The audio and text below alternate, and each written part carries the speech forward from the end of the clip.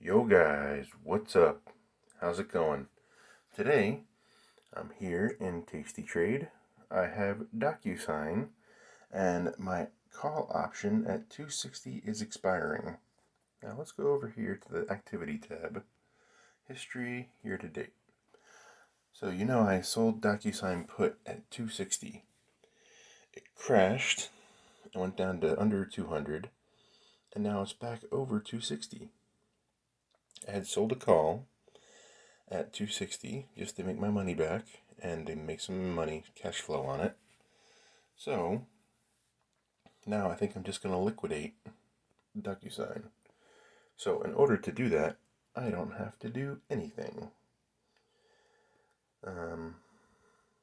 So you can see here in this screen, I'm using some margin. I really don't like doing that.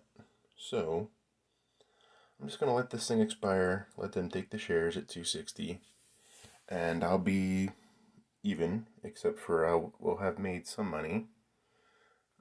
So year to date, with the puts and the calls and stuff I've put in there, let's see, about $4,000 year to date. It's not bad. Alright, that's a pretty good return on investment. Other than that, anything else expiring today? Nope, that's next week. And that's next month. And I own stock. Chewy I own. I think it's at like 90 some dollars.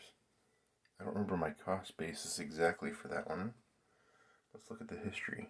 So Chewy, you can see realized gain of $14.93 to date, and I'm net negative for the year still. So I still have to wait that one out a little bit. I might sell another call, depending on what happens. I'll have to take a look at the technical indicators next week to see what they say. Alright guys, other than that, that's all I have for this account for this month. Hopefully that helps, and hopefully we learned something. And subscribe to my channel for wealth building techniques and more options trading. And be sure to like this video. Thanks for watching.